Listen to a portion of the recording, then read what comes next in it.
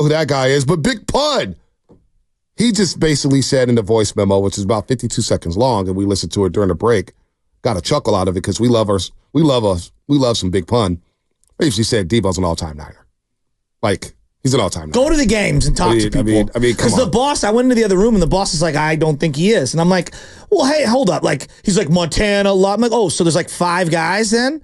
And those 5 guys are like locked in perpetuity and no one else can join that reign? Like, Patrick Willis is unequivocally an all-time 49er. He played 7 seasons. So to listen to this, shout out to YouTube. And I love Willis. Shout out to YouTube, Twitch, Twitter. Brought to you by First NorCal Credit Union. For a low-rate auto loan, apply online or just ask for First NorCal Financing at the dealer. Like, we love our YouTube audience. Like, we got Mo on YouTube saying, well, if you don't have a ring, you're not considered a legend. So I guess the Cleveland Browns have no legends. I guess the Detroit Lions have no legends. Frank Gore legend? I mean, come on, Mo. You got to be smarter than that. Come on. Well, I think, again, there's different algorithms and people have different ways of like, when you say all-timer, maybe for some people it is a shorter list, right? And like, for example, right, the boss doesn't think anything before Joe Montana, like, for most people doesn't resonate. And he's probably right.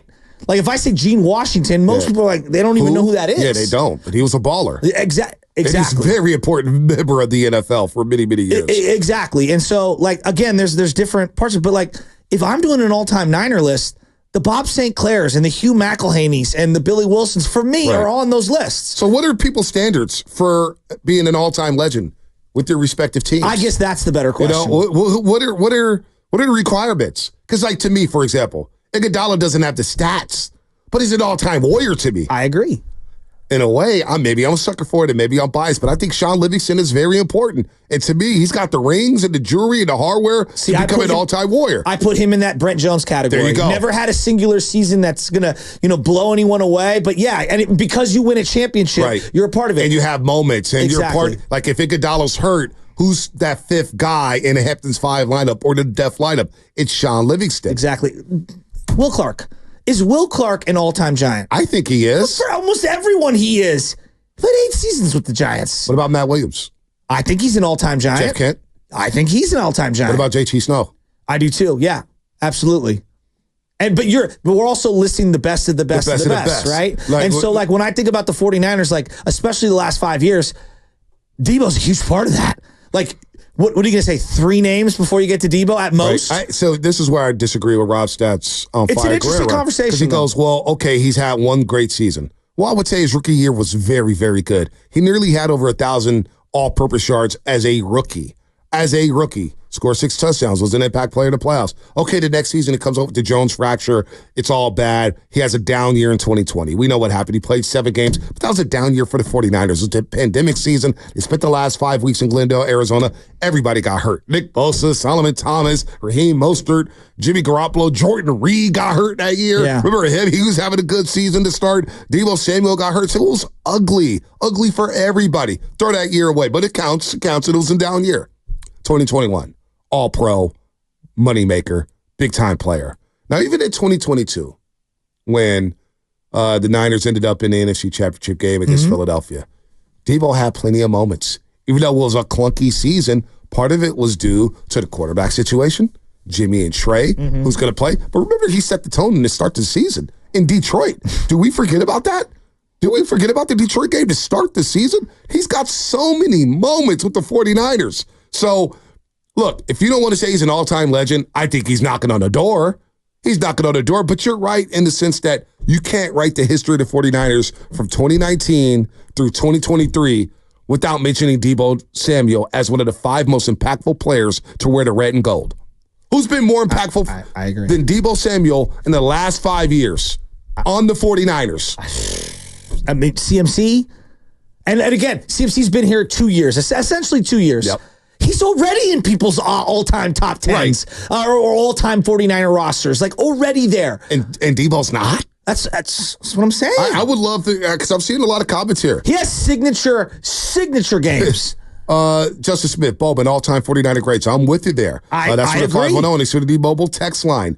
925, the 49ers have 6 first-team all-pro wide receivers. The GOAT, Jerry Rice, T.O., Gene Washington, Dave Parks, who was a tight end, Dwight Clark, and Deebo Samuel. That is a pretty short list and pretty good argument for Deebo as an all-time 49er. For those that are just tuning in, I'm a psycho for the old Niners that get lost in the history books. I've got my all-time list, and I don't put a cap on guys at positions. Some positions are more loaded than others, okay? So, for example, for wide receiver, these are the names I wrote down.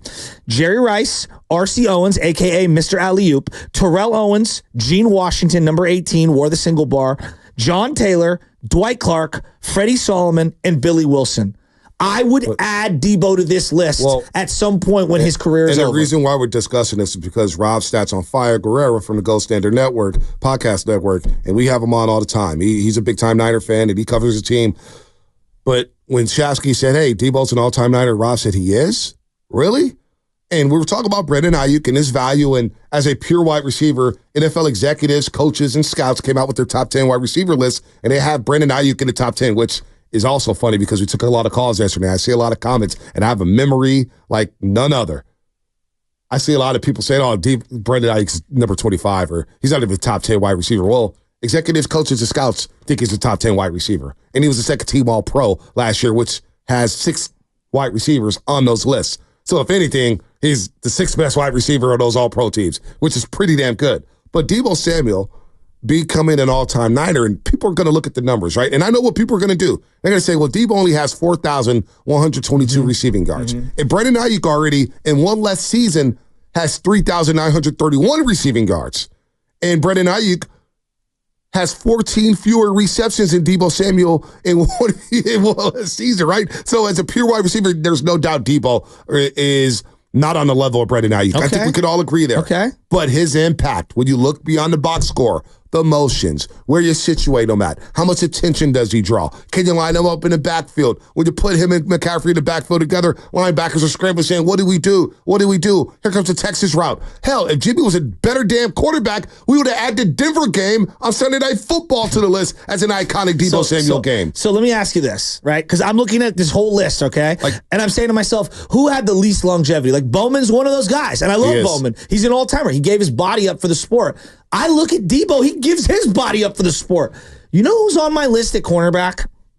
There's a guy by the name of Deion Sanders, who had one season with the Niners. Wasn't even a full 16-game season. Nope. He won Defensive Player of the Year that year.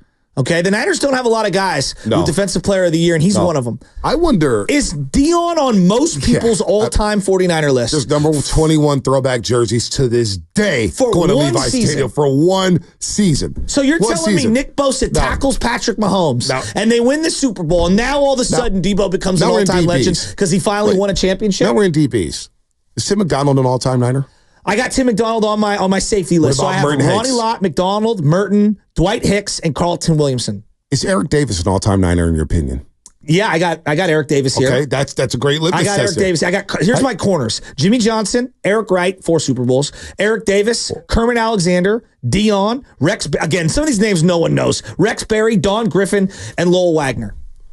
Don Griffin. See, I wouldn't have Don Griffin on my all-time Niner list. A lot of people wouldn't. I thought Don Griffin got burnt way too much. I thought he was barbecue chicken at corner. But again, part of a championship. Right. So he was part of a championship, but I still thought they won championships in spite of Don Griffin. That's just me. And I'm going deep. A lot of people aren't going to have this on their list. Don Griffin to me is not an all-time Niner whatsoever. But I'm looking at Deebo, right? And I'm looking at all the gravity that he's pulling. I'm looking at all these running backs here. And I'm looking at all these defensive linemen. I'm looking at all these secondary members and linebacker. Like, would Gary Plummer be on people's list as an all-time Niner? Would Vernon Davis be on a list as an all-time Niner? He's on mine. He leads the all-time 49ers in touchdowns at the tight end position. I almost think Vernon Davis deserves to be in an argument for being the best tight end in 49ers history. I think for most people, Kittle's already there, but I'm still saying, hey, VD had a hell of a career. People forget VD was a two-way tight end as well. No doubt. He could pass block, he could run block, he could pancake people, and he could take the ball and, like George Kittle,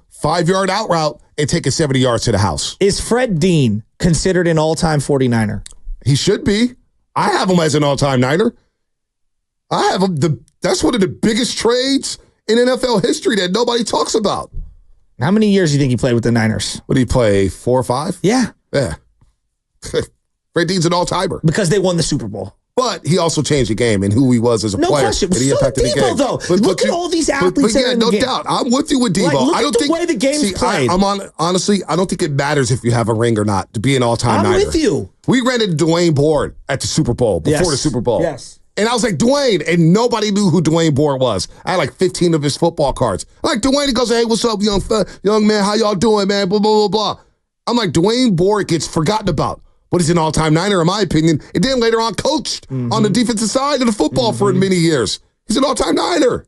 I got one for you. If we're just going Bay Area and stuff like that, because it's an interesting conversation. Because I started to think about, like, the Warriors have had players that have won championships. Yes. Like, I don't consider Andrew Wiggins, who was the second best player on a championship team. 2 months. He's not an all-time Warrior. No. Sean Livingston, though? He is. I agree 100%. I just brought that up. I would agree consider 100%. Sean Livingston an all-time Warrior. And I consider Durant best player on multiple teams, or one of the best players on multiple championship teams. He's an all-time Warrior. Well, here's another one. For a small period of time. What do people say about Tim Hardaway Sr.? I think he's an all-time Warrior. But it's also an era that is, I mean, he was only here, 4 or 5 years?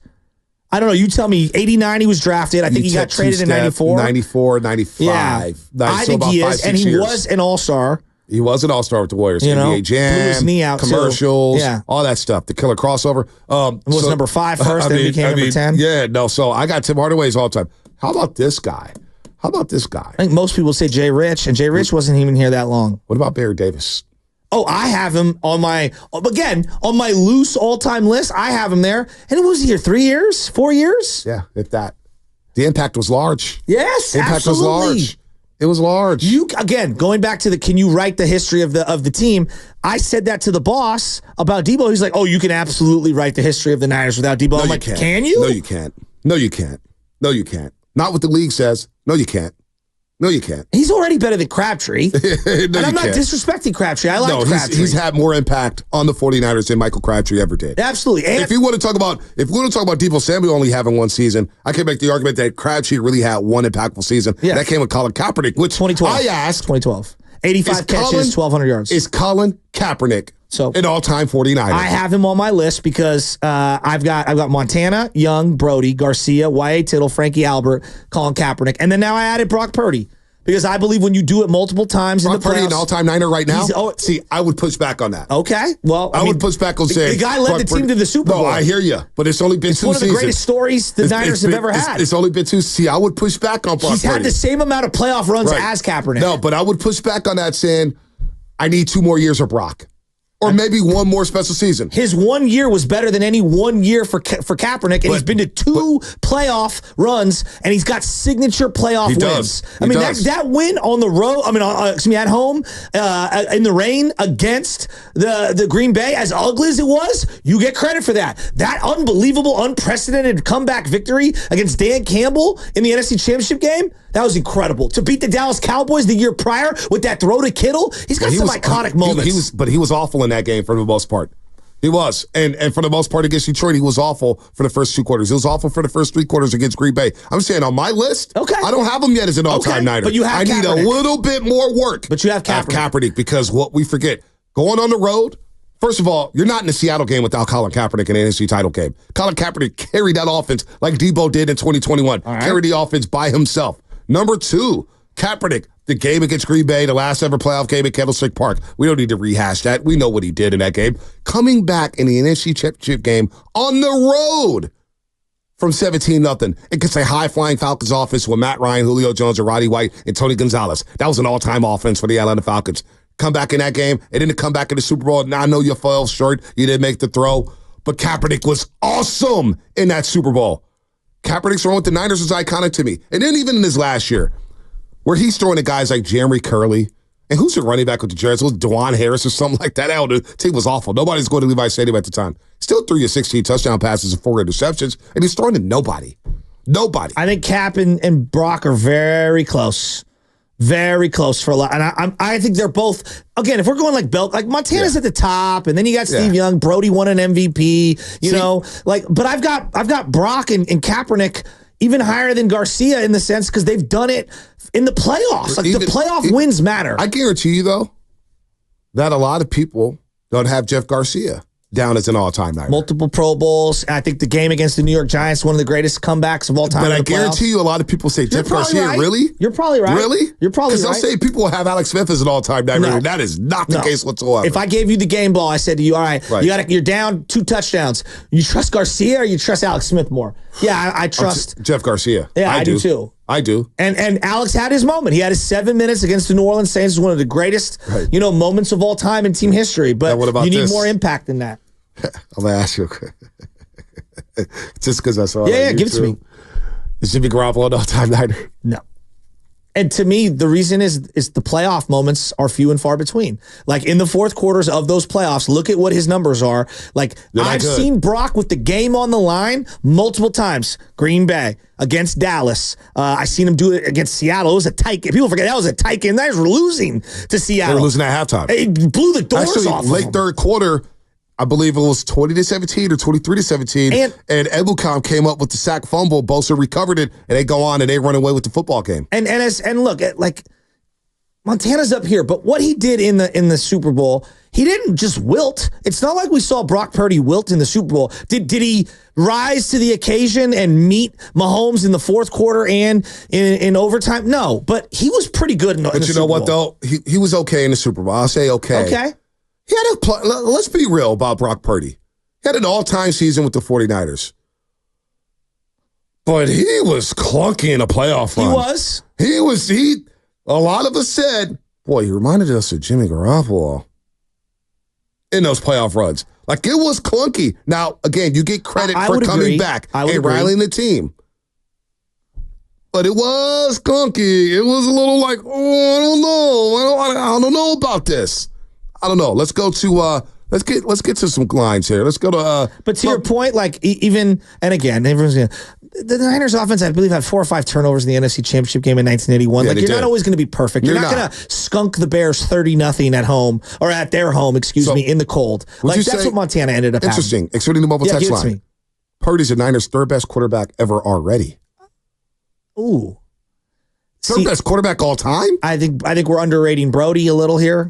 Frankie Albert? Brody had not a lot to work with. I mean, come on, man. Third best already? And Frankie Albert won an MVP already? as well. Brock Purdy? I know nobody's going to remember those People names. don't even have him on his top 10 list of quarterbacks coming into this season. We're talking about the third best of the Niners. But if he puts up numbers like he did this year, you give me another 2. Then you're going to have that conversation. You give me another year or 2? Yeah, I would agree. I'm there with you. All right, let's go to Mike.